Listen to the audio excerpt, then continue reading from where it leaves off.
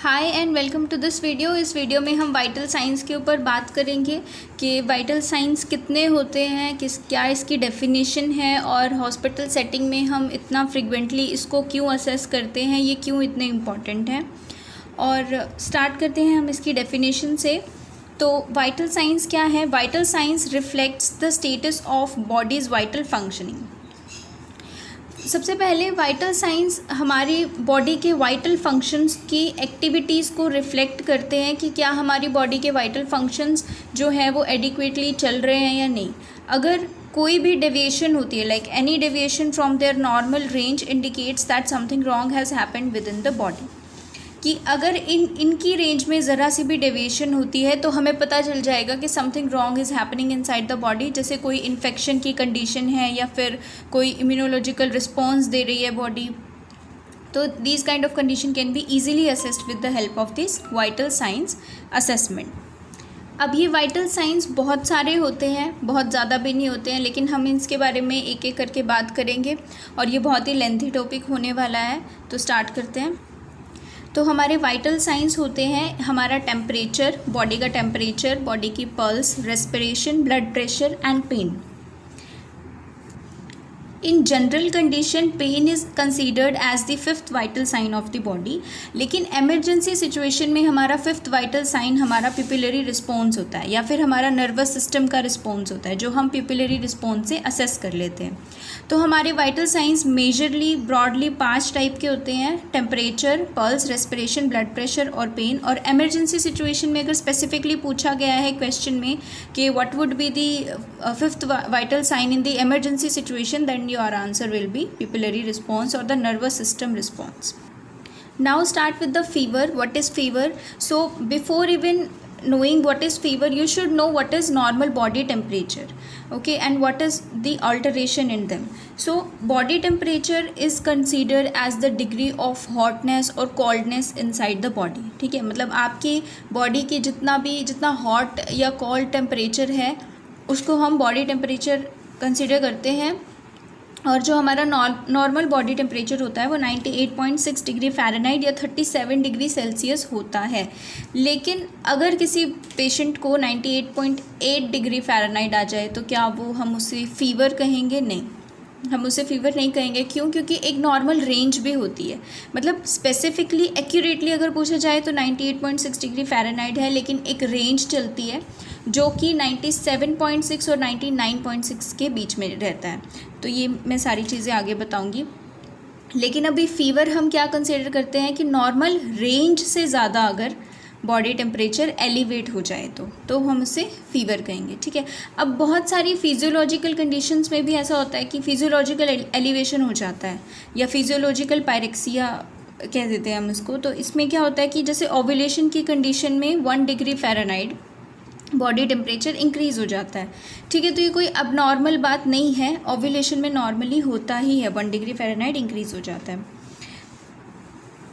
तो ये है हमारी रेंज, जिसे नॉर्मल बॉडी टेम्परेचर हम 97.6 डिग्री फ़ारेनहाइट से 99.6 डिग्री फ़ारेनहाइट तक कंसीडर करते हैं। अगर 99.6 से लेकर 100 डिग्री फ़ारेनहाइट तक टेम्परेचर हो जाता है तो हम उसे माइल्ड पायरेक्सिया कहते हैं। 100 to 103 डिग्री फ़ारेनहाइट हो जाता है तो वो मॉडरेट पायरेक्सिया है, और 103 to 105 डिग्री फ़ारेनहाइट है तो वो हाई पायरेक्सिया है। इसे हाइपरथर्मिया भी कहते हैं। और 105 से भी ज़्यादा हो जाना हाइपर पायरेक्सिया होता है। अब ये हाई पायरेक्सिया या हाइपरथर्मिया और हाइपर पायरेक्सिया और हाइपरथर्मिया में एक डिफरेंस होता है बहुत बड़ा। देखो, एक डिफरेंस तो वैसे यही हो गया कि 103 to 105 है तो वो हाइपरथर्मिया में है, और 105 से ज़्यादा है तो वो हाइपर पायरेक्सिया में है। लेकिन एक और मेजर डिफरेंस इन दोनों में ये होता है कि हाइपरथर्मिया के अंदर हमारे हाइपोथैलेमस का जो थर्मोरेगुलेटरी सिस्टम है या थर्मोरेगुलेटरी सेंटर है, मतलब हाइपोथैलेमस का वो पार्ट जो हमारे बॉडी टेम्परेचर को मेंटेन कर रहा है, उसे हम थर्मोरेगुलेटरी सेंटर बोलते हैं। तो ये थर्मोरेगुलेटरी सिस्टम में कोई भी अबनॉर्मलिटी नहीं है। जो एक्चुअली में प्रॉब्लम है वो हमारी बॉडी के साथ है, हमारी बॉडी हीट लॉस नहीं कर पा रही, इसीलिए इतना टेम्परेचर हाई जा रहा है। लेकिन हाइपर पायरेक्सिया की कंडीशन जो आप देख रहे हो 105 से भी ज़्यादा, वो इसलिए हो जाती है क्योंकि हमारे बॉडी के थर्मोरेगुलेटरी सेंटर के अंदर एबनॉर्मलिटी एबनॉर्मेलिटी आ गई है। अब वो कैसे आ गई, जैसे पॉन्टाइन हैमरेज, मतलब पॉन्स के अंदर हैमरेज हो जाए, ठीक है, या कोई हेड इंजरी हो जाए, या हमारा नर्वस सिस्टम में एबनॉर्मेलिटीज़ आ जाए, जैसे मेनिंजाइटिस की कंडीशन में, बैक्टीरियल या वायरल दोनों तरह के, तो इस कंडीशंस में हमारा हाइपर पायरेक्सिया हो जाता है। इसीलिए हमारा बॉडी का टेम्परेचर सडनली इतना राइज कर जाता है 105 से ज़्यादा। क्यों? क्योंकि हमारा थर्मोरेगुलेटरी सेंटर ही एबनॉर्मलिटी आ गई है, ठीक है। और हाइपरथर्मिया के अंदर उसमें कोई प्रॉब्लम नहीं है, एक्चुअली जो प्रॉब्लम है वो बॉडी के साथ है। अब ये एक क्वेश्चन आया था कि फ़ीवर हम कौन सी मतलब कितनी वैल्यू से ज़्यादा जाने पर हम पेशेंट के अंदर फ़ीवर कंसीडर करेंगे। तो जैसे मैंने आपको बताया था कि 37 degree Celsius is the accurately या स्पेसिफिकली एक नॉर्मल बॉडी टेम्परेचर होता है, लेकिन 37 डिग्री से ज़्यादा जाते ही आप उसको टेम्परेचर नहीं कह सकते, फ़ीवर नहीं कह सकते। क्यों? क्योंकि एक नॉर्मल रेंज होती है, मैंने बताया जैसे। तो जब 38 डिग्री सेल्सियस से भी ज़्यादा हो जाता है बॉडी टेम्परेचर, तब हम उससे फ़ीवर कह सकते हैं, ठीक है। और आगे मैं बताऊंगी कि इस डिग्री फ़ारेनहाइट को आप डिग्री सेल्सियस में कैसे कन्वर्ट कर सकते हो, और उसकी ट्रिक्स भी हैं कुछ, तो उसके बारे में भी बात करेंगे। अब हम देखते हैं फ़ीवर की स्टेजेस क्या होती है। तो फ़ीवर जो है 3 स्टेजेस के अंदर प्रोग्रेस करता है। सबसे पहले फ़ीवर का ऑनसेट या इन्वेजन। इस इन्वेजन में क्या होता है, बॉडी का टेम्परेचर राइज होना स्टार्ट होता है, ठीक है। धीरे धीरे या सडनली वो मैटर नहीं करता, बट बॉडी का टेम्परेचर जो है वो राइज हो रहा है, ठीक है। फिर फास्टिजियम और या फिर इसे स्टेजियम भी बोलते हैं। तो फास्टिजियम की कंडीशन में क्या होता है कि बॉडी टेम्परेचर अपनी पीक वैल्यू पे पहुंच गया है और कांस्टेंट है, डाउन नहीं आ रहा, ठीक है। जैसे इसमें आप देख रहे हो, यहाँ से ये बॉडी टेम्परेचर राइज होना स्टार्ट हुआ किस कंडीशन में, ऑनसेट या इन्वेजन की कंडीशन में। फिर ये जो कांस्टेंट लाइन आ गई है, ये फास्टिजियम है, मतलब बॉडी टेम्परेचर अपने पीक पे भी पहुँच चुका है और कांस्टेंट भी है, ठीक है। तो ये जैसे 1 लाइन क्वेश्चन आ जाता है कि फास्टिजियम इज़ क्या है, फास्टिजियम कि increase in the body temperature या being constant in the body temperature और peak value of the body temperature. तो ये इनमें आपको पता होना चाहिए कि फास्टिजियम जो है वो पीक वैल्यू है हमारे बॉडी टेम्परेचर के हाई होने की, और वो कॉन्स्टेंटली हाई है। थर्ड स्टेज है हमारी डिक्लाइन या डेफरवेसेंस। इसके अंदर बॉडी टेम्परेचर हमारा डिक्लाइन होना स्टार्ट हो जाता है या वापस से नॉर्मल आना स्टार्ट हो जाता है, ठीक है। अब ये जो वापस आता है, मतलब डाउन आना, इसका 2 टाइप का हो सकता है। इसका पैटर्न जो है 2 टाइप का हो सकता है, एक क्राइसिस का पैटर्न और एक लाइसिस का पैटर्न। क्राइसिस क्या होता है कि सडनली बॉडी टेम्परेचर बहुत ज़्यादा डिक्रीज़ आ गया, और लाइसिस होता है कि जिगजैग मैनर में, मतलब थोड़ा सा कम आया, फिर थोड़ा सा ज़्यादा हो गया, फिर थोड़ा सा कम हो गया, फिर थोड़ा सा ज़्यादा हो गया, ऐसे ऐसे करके वो डाउन आ रहा है, ठीक है। अब ये जो क्राइसिस है कि सडनली बॉडी टेम्परेचर इतना ज़्यादा डाउन आ रहा है, तो उसके भी 2 टाइप के होते हैं, ये ट्रू क्राइसिस और फॉल्स क्राइसिस। अब ट्रू क्राइसिस में क्या है कि बॉडी टेम्परेचर डाउन आ रहा है और उसके साथ साथ हमारी हेल्थ में भी इम्प्रूवमेंट हो रही है, हमारा हेल्थ स्टेटस भी इम्प्रूव हो रहा है, ठीक है। लेकिन फॉल्स क्राइसिस में क्या है कि सडनली टेम्परेचर तो डाउन आ गया लेकिन हेल्थ में कोई इम्प्रूवमेंट नहीं है, तो वो हमारा फॉल्स क्राइसिस हुआ। अब हम बात करेंगे टाइप्स ऑफ फ़ीवर। फ़ीवर बहुत टाइप के होते हैं। तो पहला टाइप है हमारा कॉन्टिन्यूस या कांस्टेंट, ठीक है। जैसे नाम से ही पता चल रहा है कि कांस्टेंट फ़ीवर है, ठीक है। फ़ीवर कभी डाउन आ ही नहीं रहा, बेस लाइन पे आ ही नहीं रहा या नॉर्मल रेंज पे आ ही नहीं रहा, ठीक है। कॉन्टीन्यूसली फ़ीवर है, और मतलब इतना कॉन्टीन्यूस है, इतना कांस्टेंट है कि हद से हद 2 डिग्री फ़ारेनहाइट की फ्लक्चुएशन आप देख सकते हो, लेकिन इससे ज़्यादा नहीं, ठीक है। जैसे क्या होता है फ्लक्चुएशन हम कैसे देखते हैं, जैसे हमने पहले मॉर्निंग में असेस कर लिया उसका बॉडी टेम्परेचर, फिर हमने आफ्टरनून में करा, फिर हमने इवनिंग में करा। तो हमने क्या देखा, जैसे मॉर्निंग में हो सकता है बॉडी टेम्परेचर 102 आ गया डिग्री फ़ारेनहाइट, फिर आफ्टरनून में 101 आ गया, फिर इवनिंग में दोबारा से 102 आ गया, ठीक है।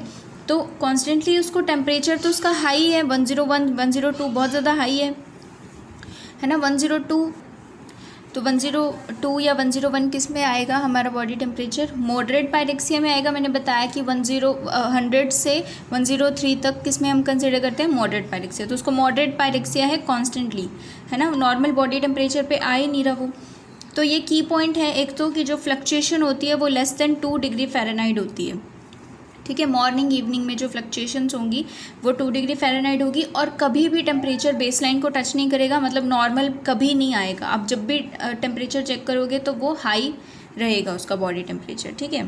और फीवर हमेशा कॉन्टिन्यूस मैनर में रहता है। और ये कौन कौन सी कंडीशन में हो सकता है? निमोनिया में, यूटीआई की कंडीशन में, या एंडोकार्डाइटिस में। ठीक है, UTI is urinary tract infection. Next is remittent type of fever. Remittent में क्या है कि फ्लक्चुएशंस, इसमें हम दो ही चीज़ें कंसिडर करते हैं। देखो, टाइप ऑफ फीवर डिसाइड करने के लिए हम दो ही चीज़ें देखते हैं कि एक फ्लक्चुएशंस कितनी आ रही है मॉर्निंग और इवनिंग के बीच में, और एक वो बेस लाइन पे आ रहा है या नहीं। अभी रेमिटेंट में क्या होता है कि फ्लक्चुएशंस जो है आपकी दो डिग्री फ़ारेनहाइट से ज़्यादा की है। मतलब अगर आप मॉर्निंग में सस कर रहे हो 103 है, तो आपका इवनिंग में 100 भी आ जाएगा। ठीक है, तो 2 डिग्री फ़ारेनहाइट से ज़्यादा की फ्लक्चुएशन होगी, लेकिन वो कभी नॉर्मल नहीं आएगा। 99 आप जैसे नॉर्मल कंसीडर कर सकते हो, 99.6, तो वो नॉर्मल नहीं आएगा। ठीक है, रेमिटेंट में यही चीज़ आपको ध्यान रखनी है कि वो कभी नॉर्मल नहीं आता बॉडी टेम्परेचर, और फ्लक्चुएशन जो होती है वो 2 डिग्री फ़ारेनहाइट से ज़्यादा होती है।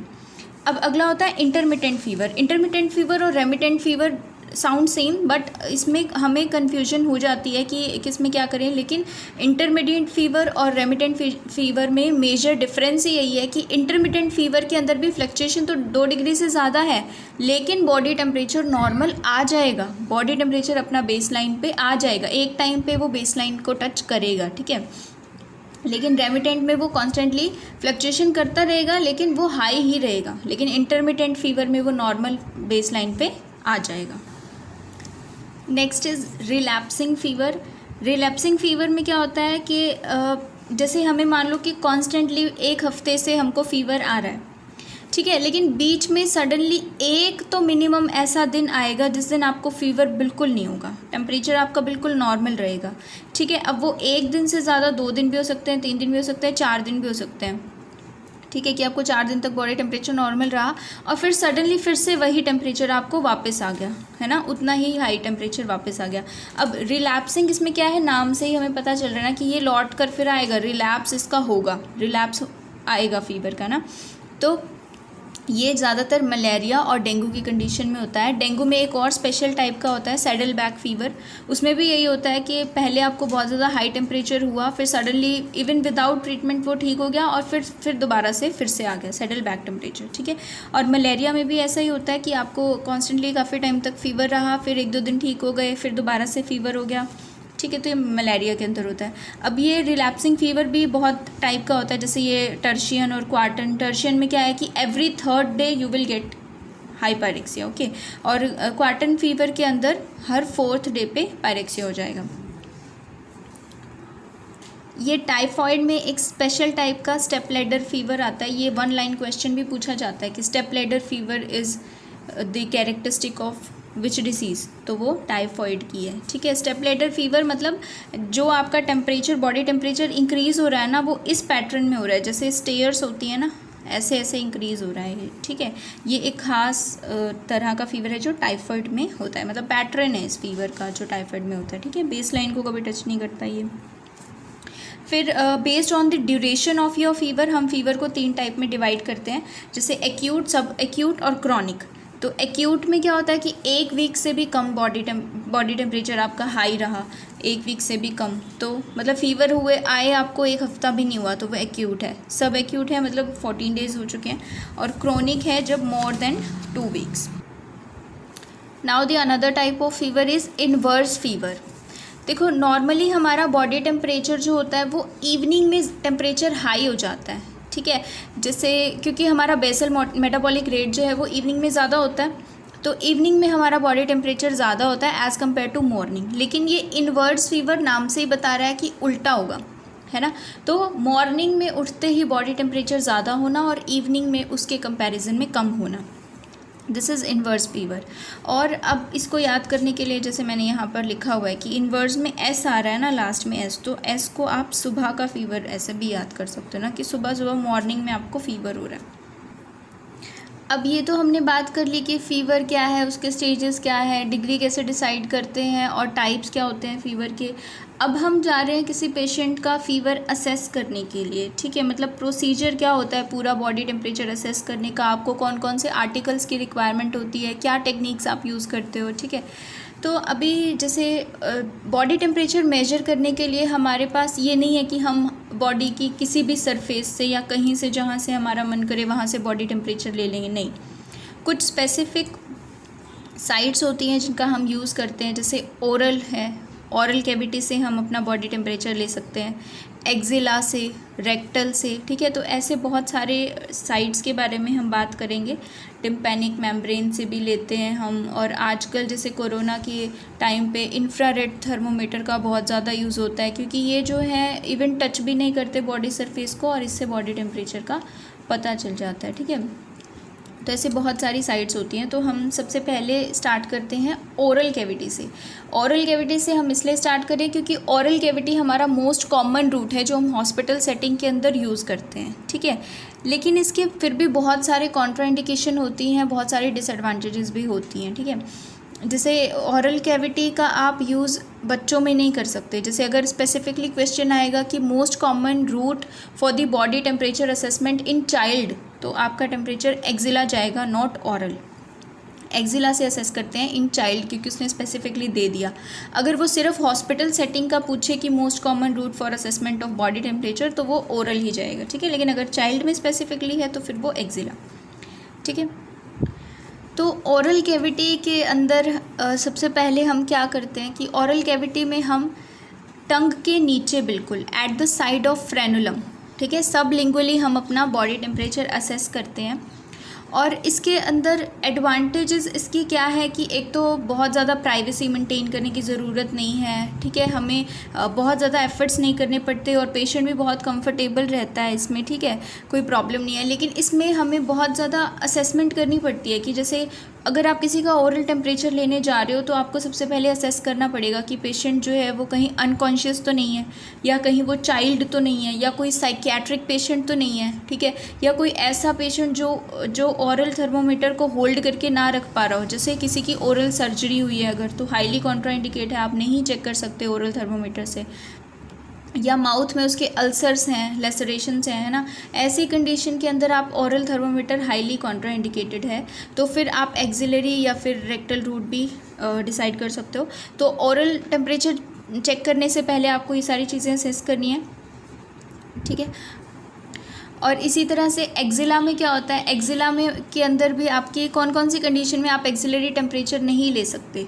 तो वही जैसे एक्जिला के कोई किसी पार्ट की सर्जरी हो रखी है, ठीक है, या फिर उसका फ्रैक्चर है, हैंड फ्रैक्चर है दोनों हाथों का मान लो, तो एक्जिला से आप नहीं ले सकते।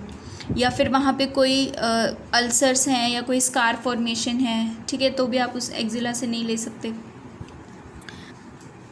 इसी तरह से रेक्टल रूट की बहुत ज़्यादा कॉम्प्लिकेशन है, क्योंकि रेक्टल रूट में क्या है, एक तो सबसे पहले हमारे लिए इसलिए प्रॉब्लमेटिक है क्योंकि हमें प्राइवेसी मेंटेन करनी पड़ती है, पेशेंट को स्क्रीन करना पड़ता है, ठीक है, क्लोथिंग वगैरह रिमूव करनी पड़ती है, और बिल्कुल स्टेराइल तरीके से हमको क्लीन करके फिर इंसर्ट करना होता है।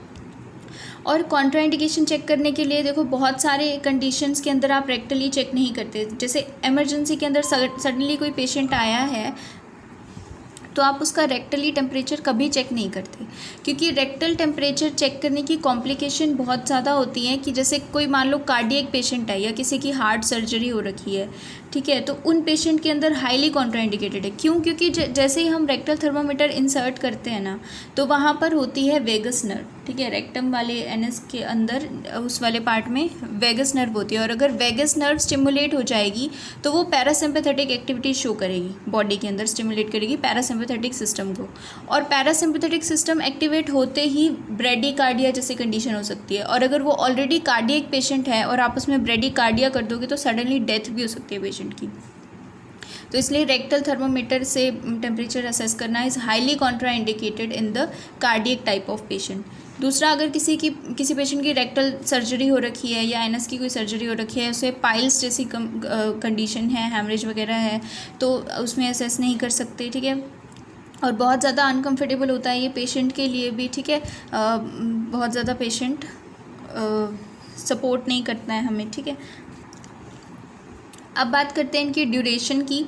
तो ओरल कैविटी से टेम्परेचर लेने के लिए हमको थर्मोमीटर को कम से कम 1 से 3 मिनट, बस 3 मिनट ज़्यादा से ज़्यादा है, 3 मिनट तक उस थर्मोमीटर को ओरल कैविटी में रखो, ठीक है। एक्जिला से लेना है तो 3 से 5 सेकेंड, और रेक्टल से लेना है तो 1 से 2 second, 2 minute, sorry not second, minute, ठीक है। तो ऐसा क्यों है? देखो, ओरल कैविटी, एक्जिला और रेक्टल, इन तीनों में कंपेयर करते हैं। तो ओरल कैविटी हमारी बॉडी के इनसाइड कैविटी है, ठीक है, जैसे मतलब के इनसाइड जाके। और रेक्टल में तो हम बिल्कुल ही अपने इंटरनल ऑर्गन्स तक पहुंच गए, है ना। तो एक आप बॉडी सरफेस से ले रहे हो, एक आप कैविटी से ले रहे हो, और एक आप बॉडी के इंटरनल ऑर्गन्स का एनवायरनमेंट चेक कर रहे हो। तो इन तीनों में इसीलिए डिफरेंस है, क्योंकि आप बॉडी सरफेस से ले रहे हो तो आपको ज़्यादा टाइम लगेगा उस चीज़ को असेस करने में, तो मैक्सिमम आप 5 मिनट तक लोगे, ठीक है। और ऑरल कैविटी में कर रहे हो तो मैक्सिमम 3 मिनट तक, और रेक्टली तो आपको सिर्फ 1 से 2 मिनट तक रखने की ज़रूरत होती है, क्योंकि आप डायरेक्टली इंटरनल ऑर्गन का चेक कर रहे हो। तो अब एक बात बताओ कि इनमें तीनों में से सबसे ज़्यादा रिलायबल कौन सा होगा, सबसे ज़्यादा ट्रस्ट आप किस पे कर सकते हो? ऑफकोर्स रेक्टल वाले टेम्परेचर पे, क्योंकि आपने बिल्कुल इनसाइड द बॉडी जाके इंटरनल ऑर्गन से टेम्परेचर लिया है, तो वो सबसे ज़्यादा रिलायबल है, आप उस पर सबसे ज़्यादा ट्रस्ट कर सकते हो। और सबसे ज़्यादा एक्यूरेट हम किसको मानते हैं? एक्यूरेट हम ओरल वाले को मानते हैं। क्यों? क्योंकि हम ओरल वाले के कंपैरिजन करके चलते हैं। जैसे एक्जिला से हम जब लेते हैं ना, तो बॉडी सरफेस एक तो 5 मिनट तक लगाए रखो, और ऊपर से फिर भी जो बॉडी टेम्परेचर आएगा ना, वो एक्चुअली बॉडी टेम्परेचर से 1 डिग्री फ़ारेनहाइट कम आएगा। तो आप जब भी डॉक्यूमेंटेशन करोगे तो एक्जिला से टेम्परेचर लेने के बाद 1 डिग्री फ़ारेनहाइट ऐड करोगे, फिर उसको डॉक्यूमेंट करोगे। और ऐसे ऑरली में जो आप लेते हो वो एक्यूरेटली वैसे का वैसे लिख दो, लेकिन रेक्टली भी जो आप लेते हो वो बॉडी टेम्परेचर से 1 डिग्री फ़ारेनहाइट ज़्यादा आता है।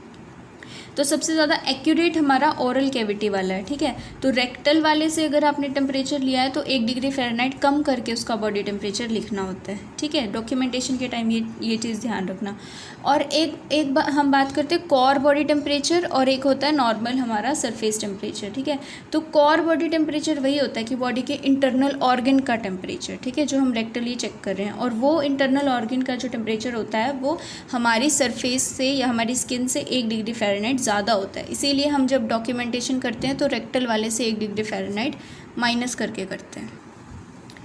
अब आर्टिकल्स बताने से पहले मैं आपको ये बता देती हूँ कि जो हम थर्मोमीटर को डेटोल या सैवलॉन के सॉल्यूशन में रखते हैं वो हम कैसे रखते हैं, कैसे बनाते हैं वो सॉल्यूशन, और उसमें क्यों रखते हैं।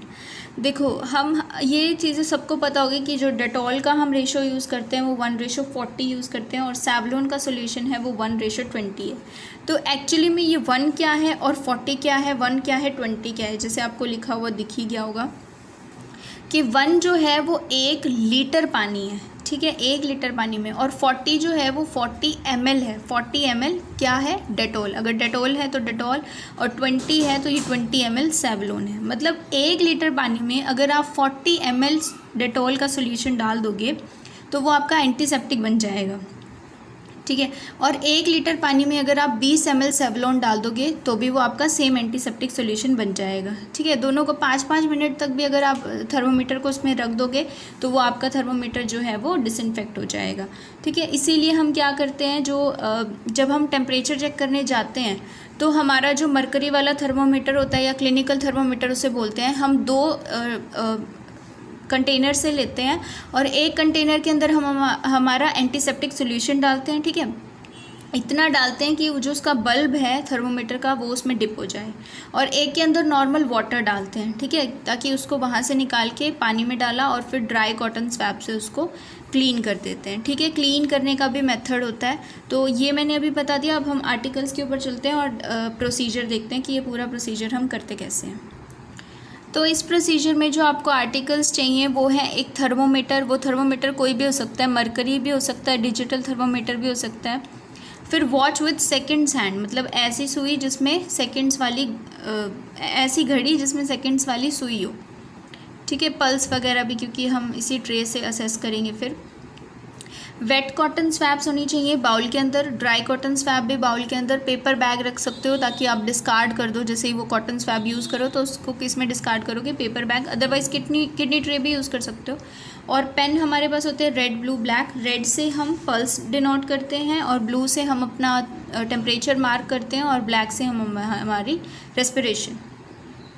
फिर आपके पास डॉक्यूमेंटेशन चार्ट होना चाहिए, ठीक है, जिसमें आप डॉक्यूमेंट करोगे। और हैंड रब और क्लीन ग्लव्स आप यूज़ कर सकते हो ना, क्योंकि आप थर्मोमीटर से टेम्परेचर चेक करने जा रहे हो तो कॉन्टैक्ट प्रिकॉशंस भी हो सकता है उस पेशेंट में रखनी पड़े, क्योंकि आपको पता नहीं होता कि पेशेंट किस टाइप का है, तो क्लीन ग्लव्स भी आपको पहन लेने चाहिए। फिर मैंने बताया कि 1-2 कंटेनर्स आपको वो भी लेने हैं जिसमें आपको एंटीसेप्टिक सॉल्यूशन, और एक में जिसमें बिल्कुल वाटर, टैप वाटर भी हो सकता है वो। तो उसके बाद अब हम इसको प्रोसीजर को करेंगे कैसे। देखो, ये ओरली टेम्परेचर असेस करने का प्रोसीजर है कि सबसे पहले देखो, प्रोसीजर स्टार्ट करने के लिए सबसे पहले आपको अपने हैंड वॉश करने होते हैं। सबसे पहले आपका काम ही यही होता है, वॉश हैंड्स, ठीक है, ताकि आप क्रॉस इन्फेक्शन को प्रिवेंट कर सको, ठीक है। हॉस्पिटल एक्वायर्ड इन्फेक्शन को या फिर नोज़ोकोमियल इन्फेक्शन जिसको बोलते हैं, उसको आप प्रिवेंट कर सको, इसलिए हम हैंड वॉश करते रहेंगे, ठीक है। तो हमने सबसे पहले हैंड वॉश किए, फिर हम अपनी HCP की प्रिस्क्रिप्शन चेक कर सकते हैं वाइटल साइन असेस करने के लिए, कि जैसे 2 आवर्ली चेक करना है या 4 आवर्ली, या फिर अगर ICU में है तो हम आवर्ली चेक करते हैं उसको। तो हम HCP की प्रिस्क्रिप्शन भी चेक कर सकते हैं, अदरवाइज़ हम वाइटल्स चेक कर सकते हैं डायरेक्टली, ठीक है। फिर हम अपना पेशेंट आइडेंटिफाई करेंगे, ठीक है। पेशेंट को आइडेंटिफाई करने के लिए उसका नेम, उसका UHID नंबर या डेट ऑफ बर्थ का भी यूज़ कर लेते हैं हम, ठीक है। जैसे कई बार बहुत ज़्यादा सेम नेम के पेशेंट आ जाते हैं, तो हम डेट ऑफ बर्थ का भी यूज़ कर लेते हैं। तो नेम, डेट ऑफ बर्थ और UHID नंबर यूज़ कर सकते हो आप, ठीक है। फिर उसके बाद हमने पेशेंट के अंदर असेसमेंट करनी है कि उसके कहीं औरल जो थर्मोमीटर से असेस करना, उसका कॉन्ट्राइंडिकेटेड तो नहीं है। जैसे पेशेंट का कॉन्शियस लेवल चेक करो, फिर चेक करो कि वो हमारी इंस्ट्रक्शंस को फॉलो कितना कर सकता है, ठीक है। जैसे हम उससे बोलेंगे कि पोजीशन जो है मेंटेन करने के लिए बोलेंगे, तो क्या हमारी इंस्ट्रक्शन को फॉलो कर सकता है, नहीं, तो वो फिर चाइल्ड तो नहीं है, कोई साइकेट्रिक पेशेंट तो नहीं है, या फिर कोई ओरल सर्जरी वाला कोई पेशेंट तो नहीं है, लिप सर्जरी वाला तो कोई पेशेंट नहीं है, ठीक है, या फिर जिसमें बहुत ज़्यादा ट्रॉमा, स्कार्स और माउथ अल्सर वगैरह हो रखे हैं, तो ऐसा तो नहीं है, ठीक है। अगर सब कुछ असेस करने के बाद आपको लगा कि पेशेंट बिल्कुल स्टेबल है, नॉर्मल है, हम इसमें ऑरल थर्मोमीटर से चेक कर सकते हैं, तो हम उस पेशेंट को फिर अपना प्रोसीजर एक्सप्लेन करते हैं कि अभी आपका जो है माउथ से हम टेम्परेचर चेक करेंगे, तो आपको जो है इसे जीभ के नीचे रखना है, ठीक है, क्योंकि जो करेक्ट लोकेशन होती है वो अंडर द टंग होती है and at the side of frenulum, ठीक है। फ्रेनुलम के किसी भी side, either side of frenulum आप यूज़ कर सकते हो।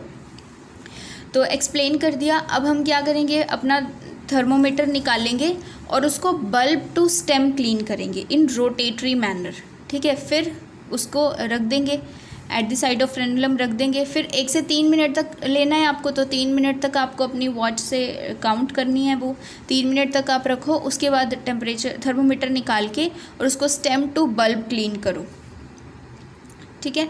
और फिर उसके बाद आई लेवल पे अपना मेजर करके, ओरली लिया है तो ओरली तो बिल्कुल एज इट इज़ आप उसको डॉक्यूमेंटेशन कर दो, अपने आर्टिकल्स को वापस रख दो, अपने हैंड वॉश कर लो, बस ये ओरली आपका टेम्परेचर चेक करने का तरीका है।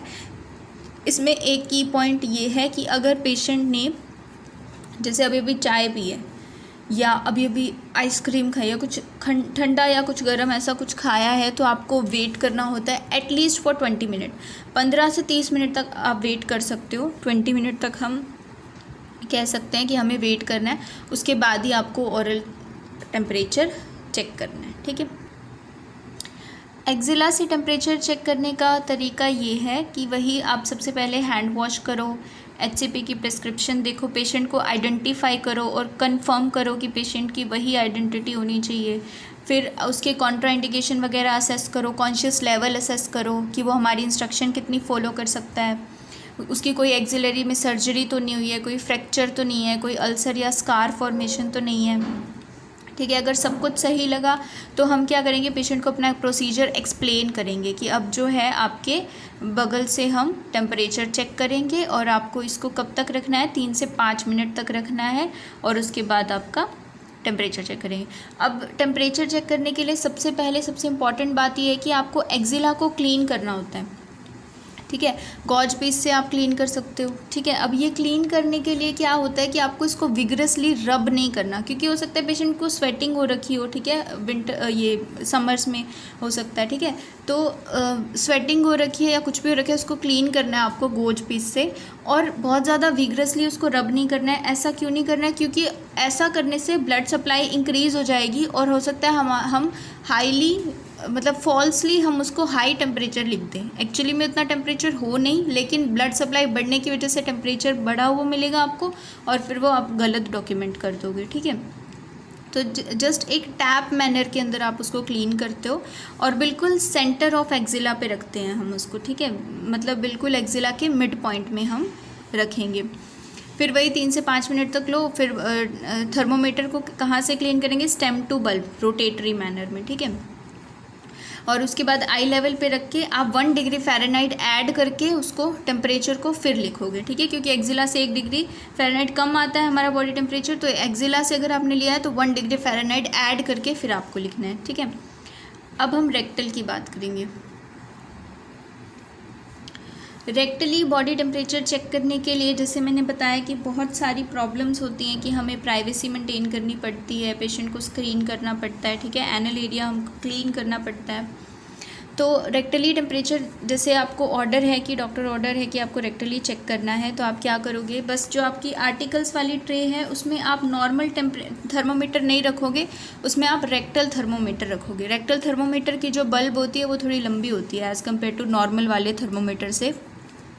तो आपने रेक्टल थर्मोमीटर उसमें रखा, बाकी सारे आर्टिकल आपके सेम हैं, तो आपने क्या किया, वही सबसे पहले हैंड वॉश करेंगे, HCP की प्रिस्क्रिप्शन चेक करेंगे, पेशेंट को आइडेंटिफाई करेंगे और उसकी आइडेंटिफिकेशन कंफर्म करेंगे। फिर हम हर तरह की कॉन्ट्राइंडिकेशन को ऑलरेडी असेस कर लेंगे। जैसे अगर मान लो उसको वो कार्डियक पेशेंट है या उसकी कोई सर्जरी की हिस्ट्री है, ठीक है, या उसको हार्ट प्रॉब्लम्स रहती हैं, ठीक है, तो उस ऐसी कंडीशन में हम कॉन्ट्राइंडिकेट कर देंगे, या कोई एनल सर्जरी हो रखी है, रेक्टल सर्जरी हो रखी है, या पाइल्स की कंडीशन है, हेमरेज वगैरह कुछ भी है, तो ऐसे में हम कॉन्ट्राइंडिकेट कर देंगे। अगर मान लो ऐसा कुछ भी कॉन्ट्राइंडिकेशन वाला नहीं लगा, सब कुछ सही है, तो हम क्या करेंगे, फिर पेशेंट को एक्सप्लेन करेंगे प्रोसीजर कि आपको जो है हम जो है टेम्परेचर असेस करेंगे, ठीक है, उसके लिए आपको प्राइवेसी भी मेंटेन करेंगे, स्क्रीन भी करेंगे पेशेंट को। फिर सबसे पहले हम उसको पोजीशन प्रोवाइड करते हैं, और जो पोजीशन इसमें हम प्रेफर करते हैं वो होती है सिम्स लेटरल पोजीशन, ठीक है। अगर सिम्स लेटरल पोजीशन नहीं हो पा रही है तो फिर लेफ़्ट लेटरल, ठीक है। और क्वेश्चन में भी ऐसे ही, जैसे क्वेश्चन आएगा कि most preferred position for assessment of rectal temperature, first option में सिम्स लेटरल है तो you should go for Sims lateral, otherwise अगर नहीं है तो फिर लेफ़्ट लेटरल पोजीशन देंगे। फिर पोजीशन देने के बाद आपको उसके ग्लव्स पहनने हैं सबसे पहले, तो ना ग्लव्स पहनोगे हैंड वॉश करके। फिर हम उसके एनल एरिया को क्लीन करेंगे, ठीक है, with the help of gauze piece, ठीक है, गॉज पीस की हेल्प से आपको क्लीन करना है, और आउटर टू इनर करना है, ठीक है, less contaminated to more contaminated करना है, ठीक है। फिर क्लीन करने के बाद आपको थर्मोमीटर को लुब्रिकेट करना ज़रूरी है। क्यों? क्योंकि लुब्रिकेट नहीं करोगे तो फिर इंसर्शन में प्रॉब्लम आएगी, है ना, पेनफुल भी हो सकता है ये, तो आपको लुब्रिकेट करना है, and with the water soluble jelly only, okay. Then adult के अंदर हम 4 सेंटीमीटर तक इंसर्ट करते हैं, चाइल्ड के अंदर 2.5 सेंटीमीटर, एंड इन्फेंट के अंदर हम 1.5 सेंटीमीटर इंसर्ट करते हैं, ठीक है। और कितने टाइम तक करते हैं, 1 to 2 मिनट तक करते हैं, ठीक है। कितने ड्यूरेशन आपको रखनी है, 1 से 2 मिनट। अब हम बात करेंगे डिग्री सेल्सियस से डिग्री फ़ारेनहाइट में कन्वर्ट करने का तरीका। तो ये जो है एक फार्मूला है जिससे आप दोनों चीज़ें कन्वर्ट कर लोगे। अगर आपको डिग्री फ़ारेनहाइट दिया हुआ है तो आप डिग्री सेल्सियस में कन्वर्ट कर सकते हो, अगर डिग्री सेल्सियस दिया हुआ है तो डिग्री फ़ारेनहाइट में कन्वर्ट कर सकते हो। बट अगर ये फार्मूला किसी को याद नहीं होता है, कि उसको याद नहीं रहता कि हाँ 5 से है या 9 से है, माइनस हो रहा है, प्लस हो रहा है, क्या हो रहा है, या फिर इसको भी सॉल्व करने के लिए आपको और थोड़ा आगे करना पड़ेगा इसको, तो उसके लिए मैंने एक ट्रिक बनाई है। तो जो लोग ट्रिक के लिए इंटरेस्टेड हैं वो आगे देख सकते हैं, अदरवाइज़ आपको बस यही फॉर्मूला याद करना है, और अगर आपको ऑलरेडी याद है तो आपको कोई भी प्रॉब्लम नहीं आएगी। तो ये जो है वो उस फार्मूला की ट्रिक है, ठीक है। इसमें आप ये याद कर लोगे तो आपको वो फार्मूला याद करने की ज़रूरत नहीं है, ठीक है। और मेरे हिसाब से अगर ये ट्रिक आपको याद हो जाती है तो फिर आपके चांसेस ऑफ एरर जो है रिड्यूस हो जाएंगे। तो देखो इस ट्रिक को आपको अप्लाई कैसे करना है। सबसे पहले तो आपको ना, जैसे मान लो ओरली आपको कोई कह रहा है कि डिग्री सेंटीग्रेड को डिग्री फ़ारेनहाइट में कन्वर्ट करो, या फिर मान लो कोई कह रहा है कि 37 डिग्री सेल्सियस को कितना डिग्री फ़ारेनहाइट होगा वो, तो आपको उसका लास्ट वाला वर्ड पकड़ना है, जो उसने लास्ट में बोला ना कि डिग्री फ़ारेनहाइट में कन्वर्ट करो या डिग्री फ़ारेनहाइट में वो कितना होगा, तो आपको उसको लास्ट वाला वर्ड पकड़ना है और उस लास्ट वर्ड को पकड़ के ही आपको ये फॉर्मूला लगाना है। जैसे अगर उसने बोला डिग्री फ़ारेनहाइट में कन्वर्ट करो, तो आपके माइंड में उसी टाइम आ गया कि ये डिग्री फ़ारेनहाइट में कन्वर्ट करना है हमें, तो ये चीज़ चलेगी, ठीक है। अगर उसने बोला कि डिग्री सेल्सियस में कन्वर्ट करो तो फिर ये चीज़ चलेगी। अब देखो डिग्री फ़ारेनहाइट में आपको ये याद रखना है 9532। देखो ये जो नंबर्स है ना, ये डिसेंडिंग ऑर्डर में चल रहे हैं, सबसे बड़ा पहले आगे 9, फिर उससे छोटा 5, फिर उससे छोटा 3, फिर 2, ठीक है। तो ये 9532। अब और जो सी के आगे चल रहे हैं वो असेंडिंग ऑर्डर में चल रहे हैं, 3 2 5 9। अब ये भी आप याद कर सकते हो कि किस में डिसेंडिंग ऑर्डर में चल रहे हैं, किस में असेंडिंग ऑर्डर में। देखो एफ़ लिखा है यहाँ पे, एफ़ फॉर फॉल। फॉल मतलब नंबर्स गिरेंगे, है ना, 9, फिर उससे छोटा 5, फिर 3, फिर 2, और उसका अपोजिट है सी में ऊपर जाएंगे नंबर, ठीक है। तो एफ़ फॉर फॉल मतलब नंबर गिरेंगे, तो इसका मतलब आपको याद आ जाएगा उसी टाइम कि आपको सबसे बड़ा नंबर आगे फिर सबसे छोटा पीछे, फॉल करने हैं नंबर 9532, ठीक है। अब ये 9532 अगर याद रह गया तो फिर अब इसमें कुछ भी नहीं बचा। क्यों? क्योंकि आपको जो भी नंबर दिया है, जैसे अगर ये दिया था कि 37 डिग्री सेल्सियस को चेंज करो डिग्री फ़ारेनहाइट में, तो अब आप उस 37 को पकड़ो, 37 को मल्टीप्लाई कर दो 9 से, फिर उसके बाद जो नंबर आएगा उसको 5 से डिवाइड करो, फिर उसमें +32 कर दो, ठीक है। अब ये आपको ना ऑटोमेटिकली माइंड में हो जाएगा कि ये जो 32 है वो प्लस या माइनस होगा, और 5 या 9 में से कोई एक मल्टीप्लाई होगा, एक डिवाइड होगा। तो जो चीज़ पहले आ रही है वो मल्टीप्लाई हो जाएगी, जो नंबर बाद में आ रहा है वो डिवाइड हो जाएगा, ठीक है। जैसे यहाँ पे पहले 9 आ रहा है तो 9 से मल्टीप्लाई हो जाएगा, उसके बाद 5 से डिवाइड हो जाएगा और +32 कर देना यहाँ पर। और डिग्री सेल्सियस में निकालना है, अगर मान लो 99 डिग्री फ़ारेनहाइट दिया हुआ है, तो आपको क्या पकड़ना है कि लास्ट में उसने क्या बोला कि उसने डिग्री सेल्सियस में पूछा है, तो मैंने डिग्री सेल्सियस का ये लिख दिया, ठीक है, 3259। अब क्या करूँ, जो भी वो नंबर दिया है, जैसे 99 डिग्री फ़ारेनहाइट को कन्वर्ट करना है ना, तो 99 को पकड़ो और उसमें से माइनस कर दो 32, मल्टीप्लाई कर दो 5 को और डिवाइड कर दो 9 से। अब ये माइनस भी कैसे याद रहेगा आपको कि यहाँ पे माइनस करना है और यहाँ पे प्लस करना है। तो देखो सी मतलब सब्सट्रैक्ट भी होता है ना, या सब्सटीट्यूट भी होता है, मतलब माइनस करना भी हम सब्सट्रैक्ट भी बोलते हैं ना माइनस करने को। तो सी फॉर सब्सट्रैक्ट मतलब 32 यहाँ पे क्या होगा, सब्सट्रैक्ट होगा, ठीक है। तो -32 करके मल्टीप्लाई 5 डिवाइड बाय 9, आपका आंसर 110% आ जाएगा।